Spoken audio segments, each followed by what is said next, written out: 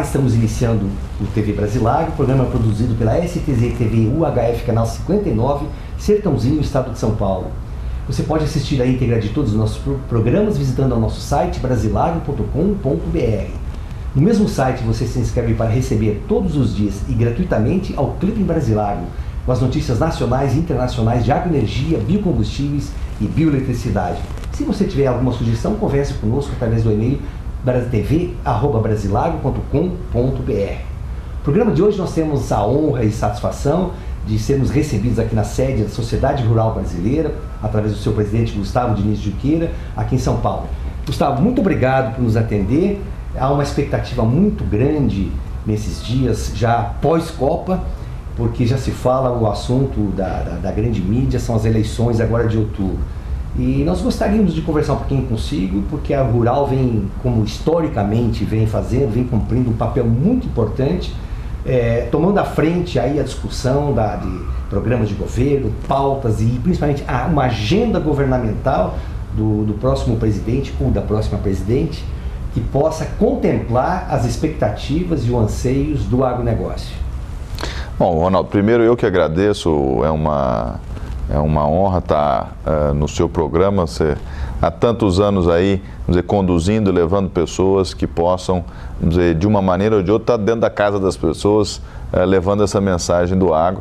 Vamos dizer, eu assumi a Rural há pouco tempo, então acho que é mais uma felicidade estar aqui e poder contar para muita gente como é que a gente espera conduzir a sociedade rural brasileira nesses próximos 3 anos, que serão 3 anos muito importantes, não só para o agronegócio, mas para o Brasil como um todo, né? Porque a gente vem cada dia mais, vamos dizer, solidificando a nossa democracia, e essa solidificação passa por grandes desafios que a gente tem enfrentado aí a todo tempo. Então é um prazer tê-lo aqui e estou à disposição. Tradicionalmente, quando chegam essas épocas de campanhas à presidência da República, os nervos, os ânimos dos produtores rurais, eles afloram e a gente acaba percebendo que muitas das demandas, até então contidas, retidas, elas acabam sendo colocadas aí para o conhecimento da opinião pública. Não quero afirmar com isso que haja um descaso da própria mídia com os problemas do setor do agronegócio, muito ao contrário. Mas parece que cria-se um ambiente mais favorável para essa discussão. E o que se percebe até agora, pelo menos em eventos organizados até pela União da Indústria da Cana-de-Açúcar, eventos organizados pelo jornal Estado de São Paulo e outras entidades também, é que a presidente Dilma não tem participado desses eventos como ela, que é uma candidata já anunciada formalmente, com a sua reeleição, ela parece que tem evitado esse contato aí com essas entidades. E aí nós temos a AgriShow Ribeirão Preto, que a Sociedade Rural Brasileira, inclusive, é uma das coordenadoras dessa grande feira. A presidente também não foi. Você foi convidado, foi um dos participantes de um jantar no Palácio da Alvorada. Eu queria que, então, você, para a gente começar na sua conversa, você fizesse essa avaliação desse momento crítico, da importância desse momento pré-eleitoral, né? Em segundo lugar, o distanciamento da presidente, se é que, ou a ausência, pelo menos dela, em alguns debates públicos que já têm sido realizados, e o que ocorreu efetivamente, de que maneira o agronegócio foi contemplado nesse jantar com a presidente Dilma no Palácio da Alvorada. São 3 questões, mas elas estão interligadas. Bem complexas aqui. Vamos tentar ver a minha visão. Ronaldo, eu acho que se nós pegarmos a evolução do agronegócio nos últimos 12, 14 anos, ela é impressionante. Ou seja, nós tivemos realmente um salto quantitativo e um salto qualitativo muito grande. Não faz sentido a gente dizer que o governo abandonou o agronegócio. Pelo contrário, eu acho que o Estado brasileiro tem percebido que a riqueza gerada pelo setor agropecuário brasileiro é muito importante para o nosso negócio, é muito importante para as políticas sociais que têm sido feitas no Brasil nos últimos anos e, portanto, esse setor tem sido olhado. Como ele tem sido olhado, qual é o interesse do Estado é que deixa a gente um pouco perplexo. Porque, por um lado, nós somos, vamos dizer, trazidos a grande discussão estratégica. O agro hoje começa a dar opinião sobre assuntos que antes não dava, aí saúde, educação, vamos dizer, infraestrutura, ou seja, nós estamos dentro das nossas porteiras, tá certo? Hoje, não, o agro e os seus representantes têm se posicionado de maneira diferenciada nesses outros temas que atingem a toda a democracia.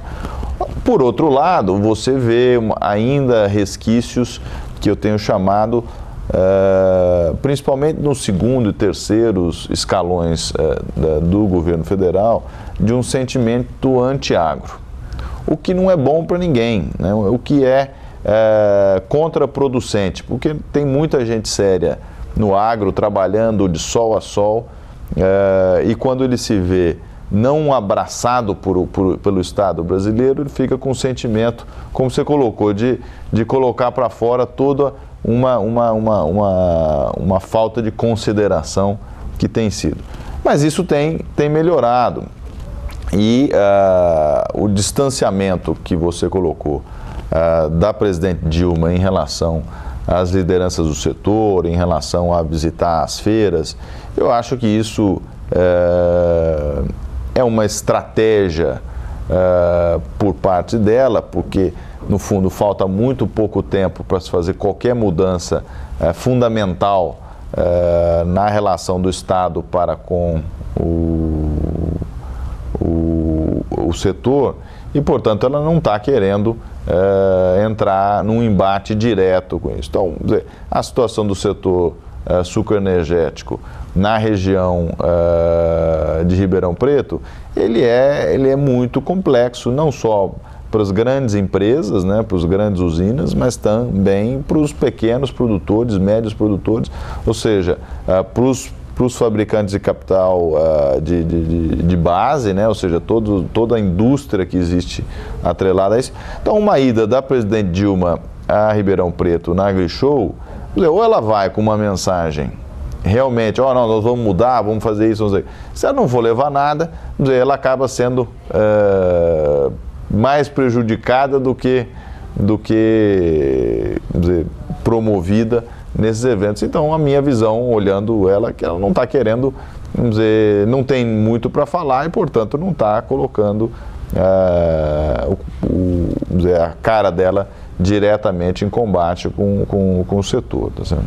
Esse jantar no Palácio da Alvorada, o presidente Gustavo Diniz Junqueira, ele evidentemente que aliás, o que a mídia retratou depois foi que ela foi uma boa ouvinte, que ela permitiu que se colocassem de uma maneira muito franca, muito clara, as dificuldades. Não tem nem dúvida. Foi isso mesmo? Foi isso mesmo. Acho que foi um jantar que teve um interesse de aproximação, ou seja, legítimo. Eu acho que esse distanciamento é percebido por todos, apesar de você ter hoje, vamos falar de Plano Safra. No último governo do presidente Fernando Henrique, o Plano Safra estava por volta de 40 bilhões de reais. Ou seja, esse ano nós fizemos um Plano Safra que está aí em 156 bilhões de reais. Então, certamente houve, como eu falei, recursos direcionados para o setor. Mas essa relação próxima, ela estava esgarçada. Então, no jantar, houve conversas por parte tanto do alto escalão do governo Dilma, estava presente o ministro Mercadante, estava presente o ministro Rosseto, estava o ministro Nery Guerra, da Agricultura, o presidente do Banco do Brasil, tinha muita gente do próprio governo lá. E do lado do setor, você tinha grandes produtores do Centro-Oeste, você tinha presidentes das empresas de insumos, você tinha representantes das grandes cooperativas, você tinha as tradings representadas e algumas lideranças do setor, como a Sociedade Rural Brasileira, também estavam lá. E cada um pôde falar e colocar para o presidente Dilma as suas preocupações. Em todos os casos, ela era conhecedora do que estava acontecendo, tinha aí o seu contraponto ao que havia sido colocado. Na questão da infraestrutura, que foi muito batido, ela colocou que o PAC e os PACs aí, existem críticas acerca dos programas, mas o fato é que os programas estão em marcha e que esses investimentos estão sendo feitos. E que agora a velocidade com que o agro cresceu foi muito mais rápida do que a velocidade do que um governo como o nosso conseguiu reagir. E isso é uma crítica nossa, de que o governo tem que reagir mais rápido, mas é um fato de que as coisas também estão caminhando, né? Parece-me que antes dessa reunião, com esse jantar com a presidente, houve uma outra reunião que antecedeu com o ministro da Fazenda, Guido Mantega. E foram os mesmos participantes do jantar que participaram da reunião com o ministro? Não, foi uma discussão com o ministro, foi uma discussão mais fechada, especificamente para o setor sucroenergético, onde se discutiu cada um dos pontos, seja aumentar o percentual de etanol na gasolina para 27,5%, discutir questões pontuais em relação à CID, questões sobre como melhorar o setor de maneira geral. Foi uma discussão que dali se decidiu que isso aqui vamos estudar, vamos fazer, mas de fato nós estamos num momento de final de mandato, onde eu não tenho visto aí uma decisão efetiva de colocar coisas em prática. Você pega a questão do aumento do percentual de etanol na gasolina. Isso é uma questão que a própria presidente Dilma, no jantar, nós levantamos isso novamente, e ela saiu pela tangente técnica, dizendo, isso aí tem que ser discutido com os técnicos da Petrobras, tem que ser discutido com os técnicos da Anfávia e, portanto, eu sou presidente da República, eu não posso opinar sobre essa questão técnica. Então, ou seja, são questões que cabe a ela falar isso, mas não resolve nada para um setor que realmente tem visto aí as suas margens se deteriorarem de maneira brutal, né? Nós vamos chamar um rápido intervalo comercial e nós regressamos já com o presidente da Sociedade Rural Brasileira, Gustavo Diniz Junqueira.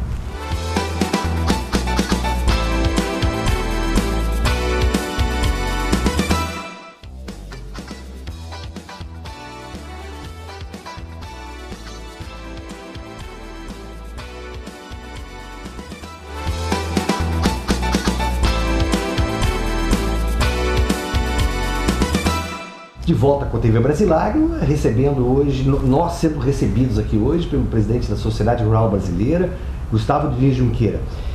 Uma outra questão que chama atenção nesse período pré-eleitoral, e é importante a sua explicação de que no agro nada é instantâneo, nada é imediato. Quer dizer, não é uma canetada que mantém a alíquota do IPI dos automóveis, é fácil de fazer, não é? Embora a repercussão seja diferente.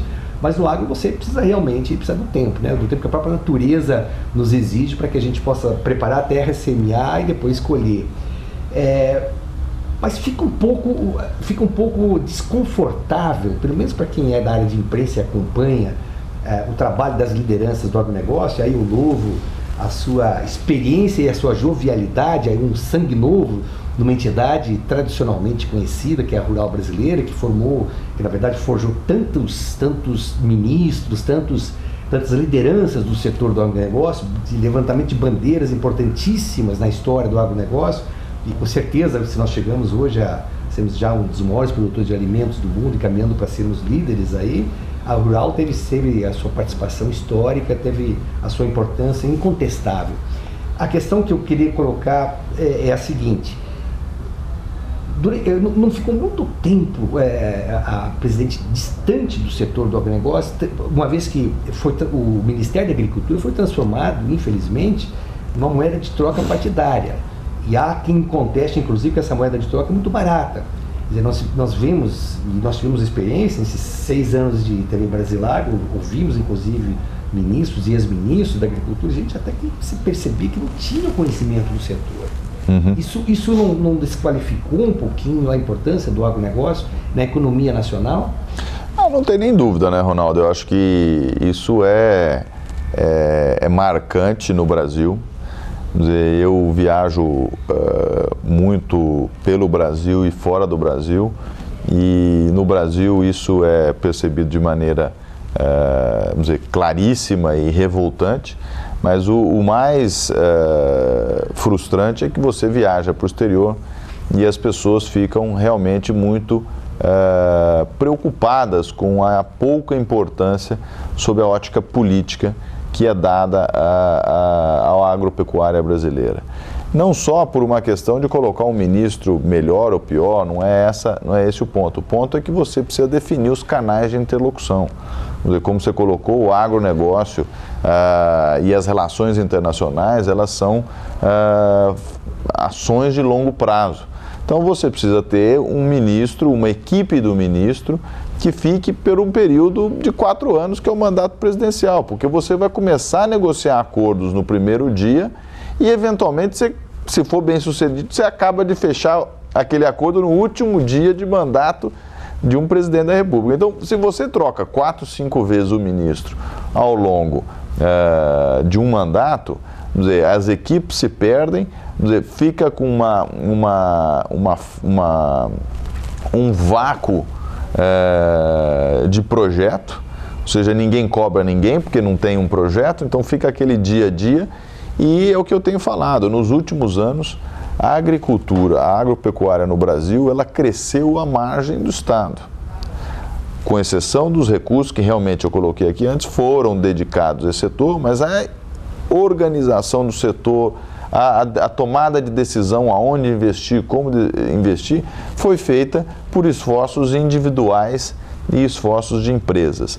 O que eu digo agora é que não dá mais para a gente continuar dessa maneira, ou seja, chega um estágio de desenvolvimento de um setor da economia, como o da nossa agricultura, que ele precisa de uma orquestração que é do Estado, né? Não é nem do governo, é do Estado. Nós temos que ter uma discussão do que nós queremos. E aí o Brasil realmente tem a oportunidade de se colocar como o guardião da segurança alimentar no mundo, mas não da maneira que nós estamos fazendo, ou seja, nós temos que definir o que nós vamos produzir, onde nós vamos produzir, quanto nós vamos produzir e qual a renda daquela produção que vai se tirar do campo. Então, não dá para você ter um impulso para investimentos no setor sucroenergético, por exemplo, em 2003, 2004, e de repente 10 anos depois um total descontrole sobre os rumos que esse setor vai dar. Ou seja, não sabemos, ainda estamos discutindo qual é o papel do etanol na matriz energética brasileira em 2014, quando isso já deveria estar muito claro, tanto para o Estado quanto para os consumidores, de que essa é um componente chave para a matriz energética brasileira. Mas não, a gente continua voltando nos mesmos temas de sempre. Então, o que eu vejo é que o programa agrícola brasileiro falta uma visão de longo prazo. Falta a gente discutir, ou seja, o que será o Brasil de 2050. A partir do momento que a gente definir o que país agrícola é esse em 2050, nós temos que desconstruir os desafios para que a gente comece a trabalhar neles a partir de hoje, para que em 2050 a gente chegue onde a gente quer chegar. Senão, nós não vamos ter uma direção única de onde é importante ir, né? Ainda na questão da corrida eleitoral, dos 3 candidatos, quais são os que assumiram compromissos já com o agronegócio através da sociedade rural brasileira? Quem é que... Eu sei que houve uma proposta que foi encaminhada aí aos 3 candidatos, e quem é que efetivamente assumiu o compromisso?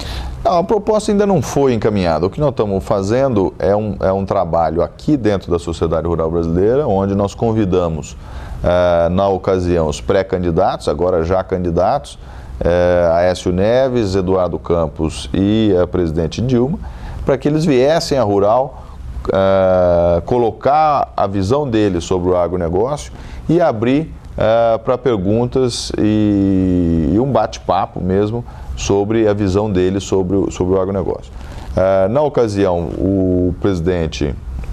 a presidente Dilma não aceitou o convite, como você colocou, ela tem ficado mais distante nesse embate direto, mas o governador Eduardo Campos esteve aqui e o senador Aécio Neves também esteve aqui. Nós tivemos uma conversa muito ampla e muito franca.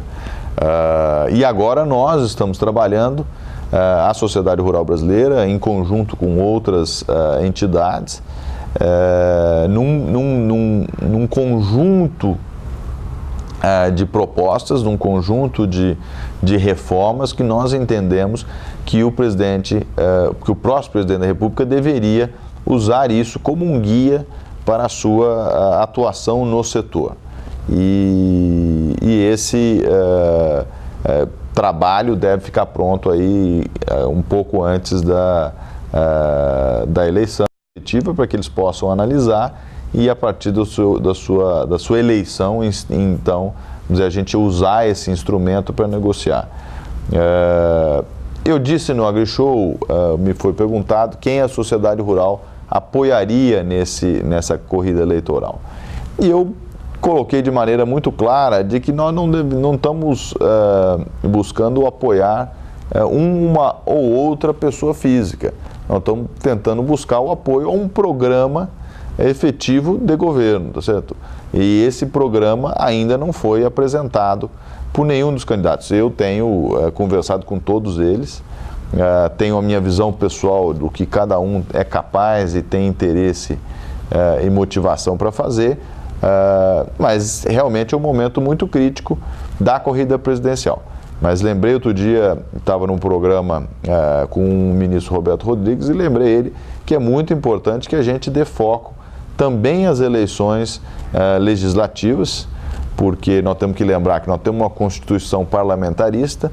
Então, se nós tivermos bons deputados, bons senadores e um entendimento claro de como a nossa Constituição funciona, nós teremos condições de negociar de uma maneira muito mais objetiva e efetiva se tivermos um grupo coeso dentro do Congresso Nacional. Uma pergunta bem objetiva, presidente. É desconfortável o presidente de uma entidade como a Rural discutir com os políticos que nós temos aqui, que são tão contestados, né? É verdade que generaliza-se muito, mas discutir política partidária, porque tudo passa realmente, bem lembrado agora, passa pelo Congresso, passa pelas assembleias, pelas câmaras de vereadores. E o que a gente sente também, o que a gente percebe, o que a gente vê, é que houve um distanciamento muito grande dos produtores, através das suas lideranças, das suas entidades, da política partidária. Talvez porque fosse mais fácil ficar distante. Mas ficou um fosso muito grande aqui, de um espaço que começa devagarzinho a ser retomado. Criações de frentes parlamentares em defesa do agronegócio, mudanças no comando de entidades, a própria chegada da presidente Elizabeth Farina à presidência da Única, presidência executiva da Única, a Única, que é a União da Indústria da Cana-de-Açúcar, e ela já mudou completamente o discurso da entidade, aquele evento que foi um evento, até nós entrevistamos a presidente Elizabeth Farina recentemente e a cumprimentamos, porque naquele evento em Ribeirão Preto, no final do mês de fevereiro, você estava participando daquele jantar, em homenagem, seria o lançamento do candidato a vice-governador, que seria o Maurílio Biagi Filho, na chapa do ex-ministro da Saúde, Alexandre Padilha. E ela mudou o discurso, fez um discurso, foi aplaudida em pé. Então, eu vou terminando esse bloco, mas já deixo a pergunta no ar. É desconfortável para um líder tratar de assuntos de política partidária no momento que a gente acompanha, infelizmente, isso nos envergonha como brasileiros, a discussão de tantos atos que não tem nada a ver com a índole do brasileiro, atos de corrupção, desmandos administrativos, incompetência, mas isso o senhor me responde no próximo bloco.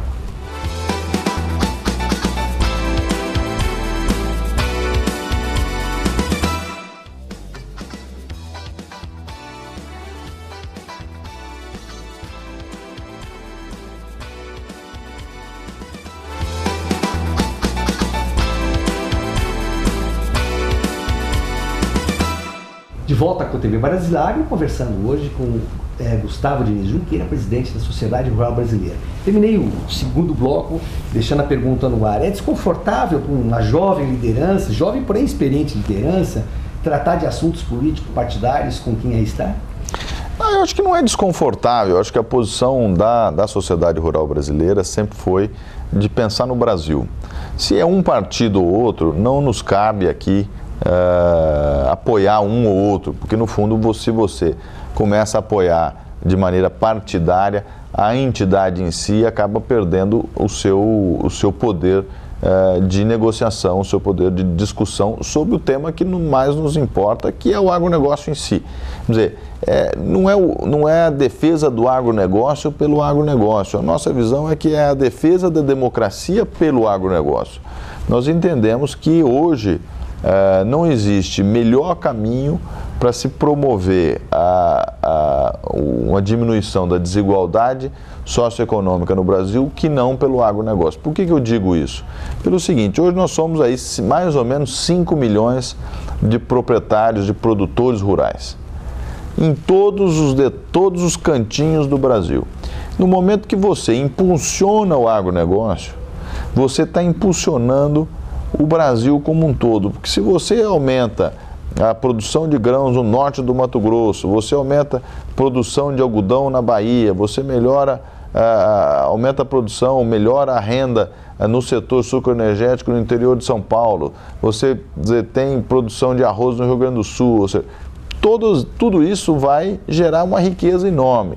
E essa riqueza vai ser uma riqueza que vai ser gerada não só para aquele produtor rural dentro da sua fazenda, mas vai ser gerada para toda aquela comunidade. Então, o sujeito que mora na pequena cidade no norte do Mato Grosso vai precisar de dentista, vai precisar de médico, vai precisar de carro, vai precisar de seguro, vai precisar de TV a cabo, vai precisar de novas escolas, vai precisar de novos hospitais, ou seja, isso tudo faz com que o Brasil cresça de maneira uniforme em todos os seus cantos geográficos. Então, ou seja, nós temos aqui que defender o agronegócio como uma solução para o Brasil, como um caminho em se crescer, porque com isso cresce a indústria de base, cresce a indústria de máquinas e equipamentos, cresce a indústria bancária, cresce a indústria de seguros, ou seja, aí você começa a gerar o que a gente tem chamado de agronegócio. O agronegócio é um negócio do agro, ou seja, ele está em todas as partes da economia brasileira hoje e representa aí 1/3 dos empregos no Brasil, 1/3 da geração de riqueza. Então, essa é importante. A questão partidária, nós temos que ter uma visão clara do que o Brasil quer. A minha visão é que hoje existe uma confusão do que o governo quer e do que o cidadão quer. O cidadão brasileiro, na minha opinião, não quer um país como a Venezuela. Ele não quer um país como a Bolívia. Ele não quer uma situação na qual se tenha, por exemplo, perda da livre imprensa. Vamos dizer, ninguém tem esse interesse. Portanto, nós temos que focar em como gerar para o cidadão o que ele quer. E, na minha visão, todo cidadão quer estar melhor amanhã. E esse é o trabalho que a Rural tem feito junto com os partidos políticos, junto com os representantes eleitos. Mostrar para ele, falar, isso que você está propondo não é o que o brasileiro quer. O brasileiro quer melhorar de vida. Agora, se é um regime socialista, eu acho que não é. Ele quer um regime capitalista onde ele possa ganhar mais. E nós temos então que promover esse crescimento individual das pessoas, com liberdade, com livre iniciativa, com propriedade privada definida, segurança jurídica, é isso que vai dar o sentimento dele de acumular. E o que eu tenho visto muito, né? A gente sempre usou um termo importante no agronegócio, é que o agronegócio, dentro da porteira, está resolvido. Aumentou a produtividade, se profissionalizou as pessoas, aumentou o nível de educação, de produção, tudo. Só que para fora da porteira nós temos uma confusão. A mesma coisa tem acontecido com a população brasileira. A população brasileira, durante os últimos 14 anos, realmente ela melhorou de renda. Ela conseguiu adquirir bens materiais que antes ela não tinha perspectiva de conseguir. Teve acesso a crédito. Então, o que eu digo hoje é que a população brasileira, dentro da sua casa, dentro da porta da sua casa para dentro, enriqueceu, melhorou de vida. No momento que ela sai da porta para fora, ela está na mesma situação de pobreza, de miséria que ela estava há muitos anos atrás. Por quê? Porque não tem segurança, não tem saúde, não tem educação e, pior de tudo, não tem perspectiva. Porque nós sabemos que não haverá solução. Por isso que eu digo que tem que votar muito bem nos candidatos do Legislativo. Porque o presidente da República ele tem pouca capacidade de mudança. Né? O presidente da República, o que ele tem que dar para a gente como cidadão?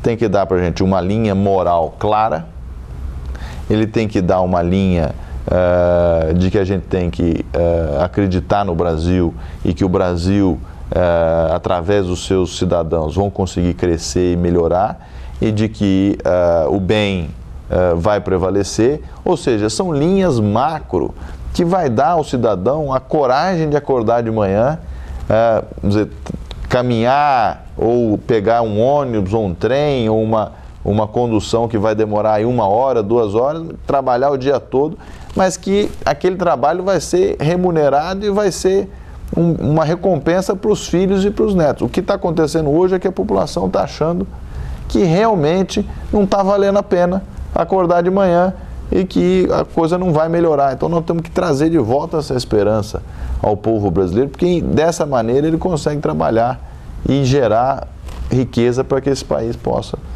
alcançar o que a gente quer que ele alcance, que é uma posição de destaque no mundo. Né? Presidente, a que ponto a instabilidade jurídica provocada pelo Código Florestal, mal resolvido, bem resolvido, tem opiniões contrárias aí sempre, tem antagonismo nas respostas, e principalmente a questão fundiária de áreas indígenas.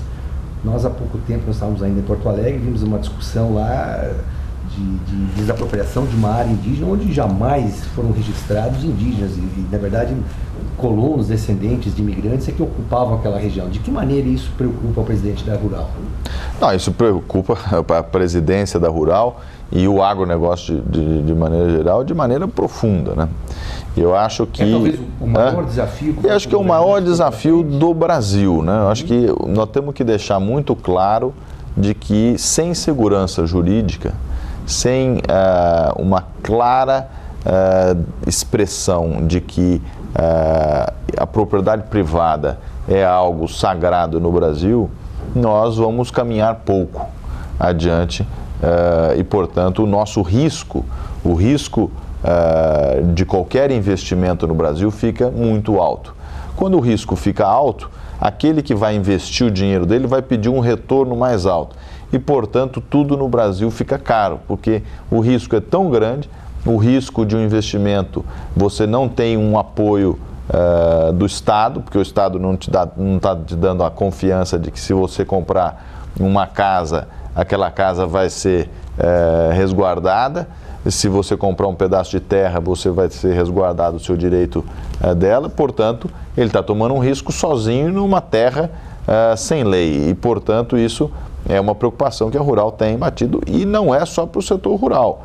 Quer dizer, todo o setor urbano, agora, com essas invasões do movimento de trabalhadores sem teto, está enfrentando o que o setor rural enfrentou por muitos anos, e vários dos meus amigos lideranças aqui têm reconhecido de que, lá atrás, quando iniciou os movimentos sem terra, nós achávamos que isso era um problema do campo.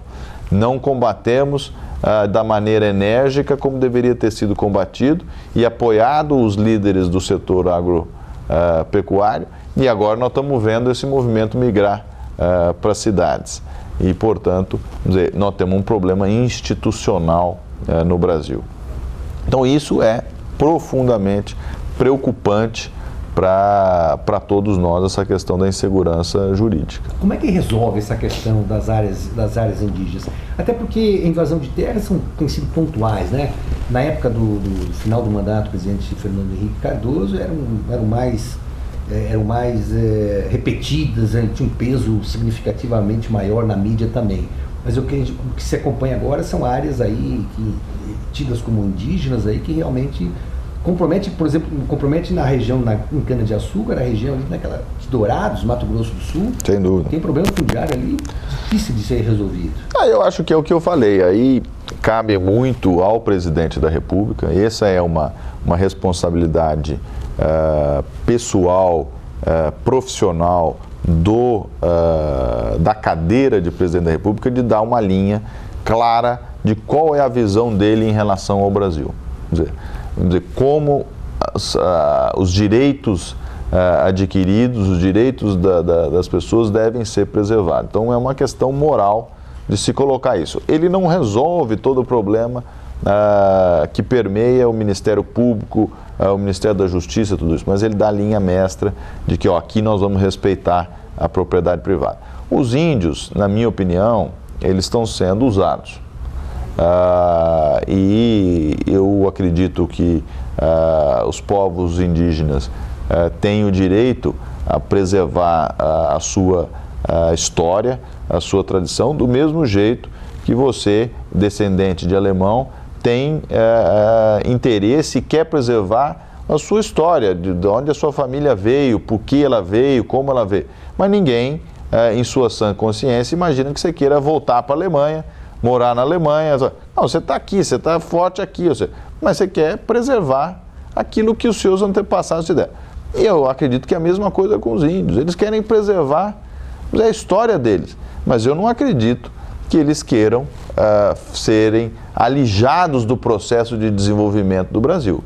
Eles querem respeito pela sua origem, o que nós também queremos dar, e eles precisam, acima de tudo isso, Ronaldo, nós precisamos emancipar as populações indígenas. Eles têm que ter o direito à terra deles e não ser essa terra comandada, coordenada por uma gestão paternalista, onde eles não podem o que fazer. Eu sou partidário de que eles têm que fazer com a terra deles o que eles bem entender. Se é plantar soja, se é plantar cana, se é, vamos dizer, montar a empresa deles para ser uma grande empresa cerealista, para ser uma grande empresa de produção de gado. A terra do índio ainda faz o que você quiser. Você pega o exemplo nos Estados Unidos, o índio nos Estados Unidos tem direito a montar usina, tem direito a montar hidrelétrica, cassino, e tudo isso gera receita para que eles possam sustentar suas populações. Ou seja, isso é uma coisa nobre do ser humano, trabalhar, gerar riqueza e dar um sustento melhor para os seus pares, tá certo? Então a minha visão é que nós temos que realmente combater isso. Nós temos dentro da FUNAI uma visão enviesada do que é a solução para os povos indígenas, e nós não podemos pensar em solução para os povos indígenas sem pensar na solução para os povos outros não indígenas que vivem na mesma região. O sujeito planta arroz há tantos anos, agora a terra foi concedida pelo Estado e de repente o Estado tira a terra e tira um problema de um lado e joga para o outro. Então nós temos que pensar numa solução conjunta para todos esses que ali habitam. Tá certo? Nós vamos a mais um rápido intervalo, presidente, e gostaríamos de ouvir a sua opinião nesse último bloco nosso sobre os desafios das cadeias produtivas do agronegócio.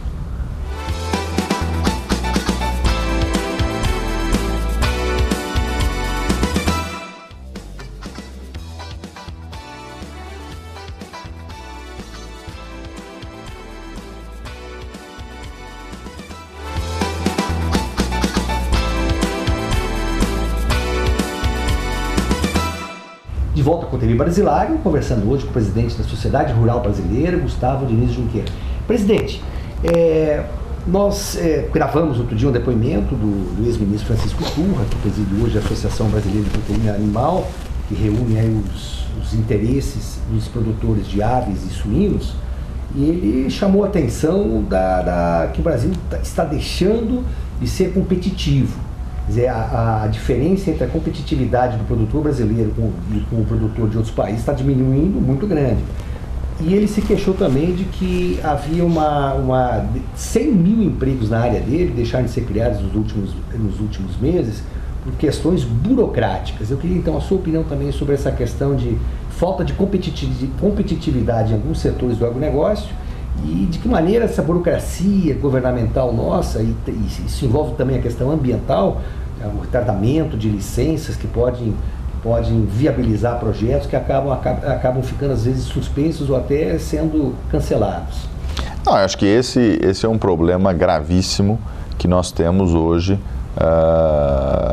no governo de maneira geral e até permeado, eu diria, para o Estado, né? Ou seja, as pessoas que trabalham no Estado estão com uma visão, na minha opinião, nublada sobre qual é o papel desses servidores públicos. Nós estamos confundindo a função do Estado com a função empresário. Então, o Estado cada vez mais vem ocupando uma função que não é dele, ou seja, de criar empresas, gerir negócios e tal. E quando, na realidade, o governo tem que ter uma visão pró-negócio. O governo tem que achar maneiras e o trabalho árduo de um servidor público é como é que eu posso fazer o campo ser mais fácil para que qualquer um possa ter a liberdade e a decisão de empreender. Quer dizer, isso é democracia.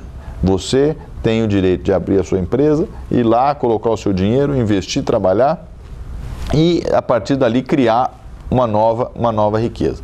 O que está acontecendo hoje é o contrário. O governo está tolhindo as iniciativas das pessoas e, com isso, nós estamos ficando com um Estado concorrente à iniciativa privada.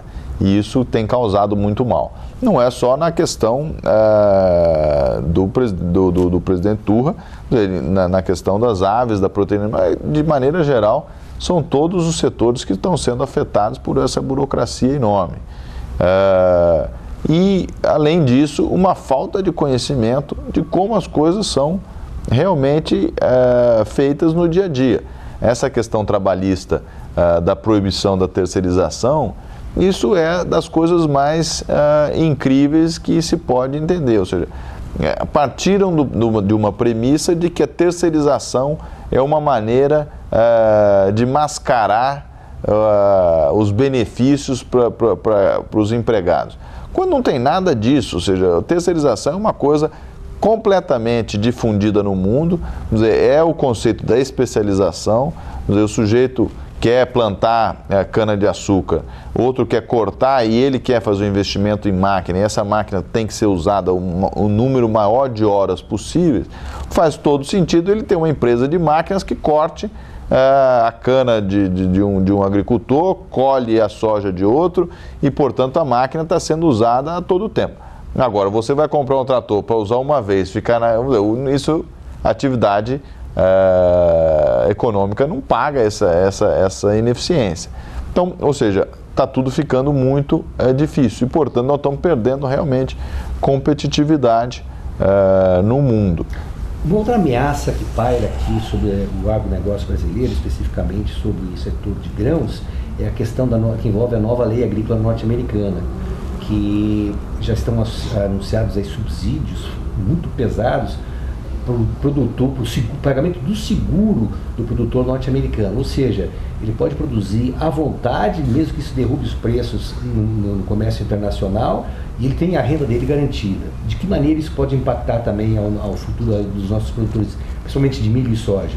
Eu acho que é importante colocar nesse tema, Ronaldo, é o seguinte: o Brasil, de novo, nós precisamos de um presidente da República que faça a união de todos os brasileiros, porque nós estamos promovendo a desunião. E a desunião só é negativa para a gente, porque nós temos que pensar que os outros países, eles são ao mesmo tempo parceiros, porque eles compram a nossa produção, as nossas exportações, mas ao mesmo tempo são concorrentes. Então, o que os Estados Unidos está fazendo com o novo Farm Bill dele aí, ele está redirecionando a máquina dele, país, os cidadãos deles, os trabalhadores dele, falam, eu quero ser mais competitivo no negócio agrícola. Ou seja, nós tivemos 2, 3 safras frustradas nos Estados Unidos, perdemos espaço para o Brasil, nós precisamos recuperar esse espaço. Como é que eu faço isso? Aí você une lá o Estado com o interesse da iniciativa privada, fala, ó, eu tenho interesse em trabalhar, só que para eu plantar milho naquele cantinho meu ali, ou naquela minha fazenda mais ao norte, onde a neve chega mais cedo, eu não vou tomar esse risco sozinho. Eu preciso que o Estado tome o risco junto comigo. Eu vou lá, vou produzir, vou fazer. Mas se eu tiver uma perda, eu não posso pagar essa conta sozinho. Então, o que aconteceu nos anos anteriores a essa mudança é que o Estado americano não estava disposto a correr aquele risco. Não é o momento adequado para correr esse risco. Então o produtor falou, não, ok, não queremos correr, não vamos correr, nós somos sócios. O que acontece é que agora os Estados Unidos percebeu que, não, acho que é importante. Então ele tem a alavanca, ele tem o mecanismo. E nós temos que ter a consciência, como um país concorrente na produção, que o nosso concorrente tem essa capacidade de movimentação ágil. E nós aqui temos que nos preparar para que o nosso governo entenda o produtor rural como um sócio, como um parceiro dele nesse desenvolvimento agrícola. Então não adianta achar que o produtor vai ficar lá nos rincões do Brasil produzindo e não tem nenhuma rede de proteção para ele. Ou seja, nós não temos, eu estava dizendo aqui, eu acho que o Brasil tem todas as condições de ser um protagonista da segurança alimentar no mundo. Mas se nós falarmos isso hoje, o mundo corremos o sério risco do mundo dar uma risada. Por quê? Nós não temos seguro rural, nós não temos um plano de safra, um Farm Bill brasileiro que pense no mínimo 4 anos. Tá certo? Qual é a cultura que você vai investir que tenha menos do que 4 anos de retorno? Nós não temos armazenagem adequada, nós não temos as estradas adequadas, nós não temos uma política de melhoria da produtividade, de levar para esse produtor melhor técnicas modernas que já existem, mas que poucos produtores têm tido acesso. Nós precisamos educar os nossos produtores, porque a gente tenha mais produtores de alto nível. Para você ter uma ideia, está dizendo, nós estamos 5 milhões de produtores rurais hoje no Brasil. 500 mil desses 5 milhões produzem aproximadamente 90% a 95% da produção brasileira. Ou seja, nós temos 4 milhões e meio de produtores que precisam de atenção. Eles precisam de tecnologia e existe uma confusão entre incentivo com dinheiro, né? O problema não é dinheiro, o problema é como a gente orquestrar toda essa nossa massa de gente trabalhadora, honesta, para que eles façam essa nova revolução que é preciso. Nós não podemos deitar em berço esplêndido, né? Nós não podemos achar que a coisa está resolvida. Não sei se eu tenho tempo aqui, mas vou te fazer só uma comparação. Quer dizer, você se lembra da Nokia, não lembra da Nokia? A Nokia é uma empresa finlandesa que era a empresa daquele país, de muito orgulho, de tudo. E nós aqui poderíamos falar que o nosso agronegócio é a nossa Nokia, tá certo? E os finlandeses estavam muito satisfeitos. De repente, surgiu um sujeito nos Estados Unidos, o Steve Jobs, e lançou o iPhone. O que aconteceu com a Nokia? Eles quebraram a Nokia. Então, os Estados Unidos não estão parados, assim como a China não está parada, assim como a União Europeia não está parada. Ou seja, ou nós investimos na nossa agricultura, na nossa agropecuária, investimos no povo, na gente que nós temos, com a educação desse povo para eles ficarem mais competentes, ciência e tecnologia, colocar a maior tecnologia lá e, ao mesmo tempo, a gente promover uma consciência de proteção ambiental, porque agora nós já temos uma lei. O Código Florestal foi votado e foi aprovado. Portanto, nós temos que aplicar essa lei. E agora nós temos que estudar como e de que maneira nós vamos conseguir colocar esse Código Florestal de pé. Presidente, para concluir, nós estamos já no limite do tempo. Há poucos dias, a presidente Dilma Rousseff determinou ao ministro Aloysio Mercadante, chefe da Casa Civil, para que coordene um grupo de trabalho que reúne os e-mails, através do Fórum e da Única, o Fórum Nacional do Setor Energético, Anfavea, Indústria Automobilística, Centro de Pesquisas da Petrobras e Inmetro, para discutir aí o aumento da mistura para 27,5%, que também não são medidas pontuais que possam ser tomadas e tenham um reflexo, um resultado imediato, mas já é um sinal. É um sinal a pergunta é essa: esse é um sinal de mudança da presidente Dilma em relação especificamente ao setor sucroenergético?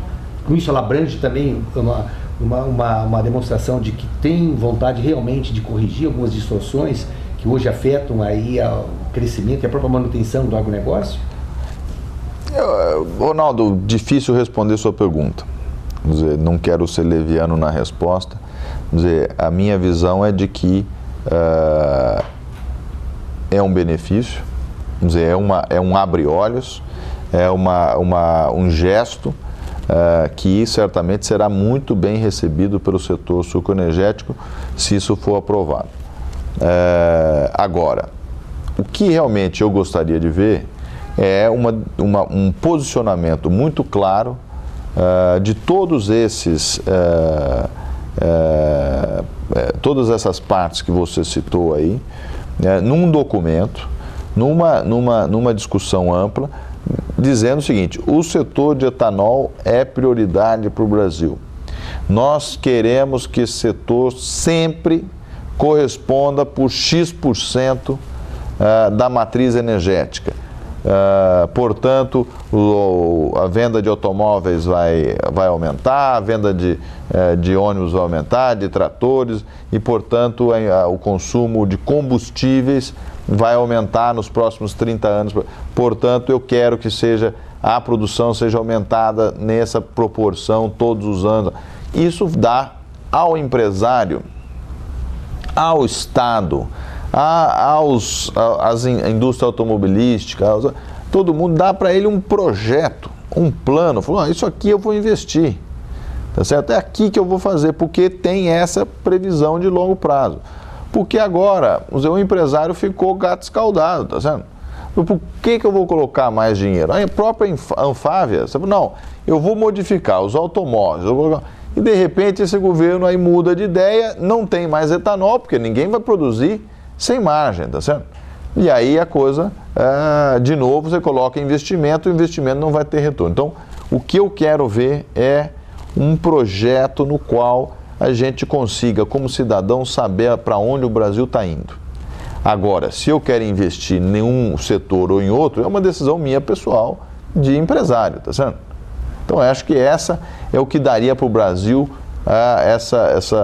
essa maturidade de como as coisas precisam ser feitas. Presidente Gustavo Diniz de Junqueira, muito obrigado pela sua participação. O programa nosso fica à sua disposição.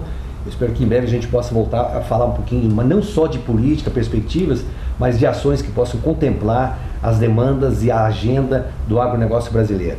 Eu que agradeço, Ronaldo. É sempre um prazer tê-lo aqui. Desejo sucesso aí no trabalho que vocês já vêm fazendo há tanto tempo, e contem com a Rural. O que precisarem, nós estamos à disposição, e é sempre um canal aberto para você e para todo o produtor rural que assiste aí o seu programa. Muito obrigado mais uma vez. A você, telespectador amigo, nossos agradecimentos. Nós voltamos na próxima semana com outros entrevistados. Até lá, muito obrigado.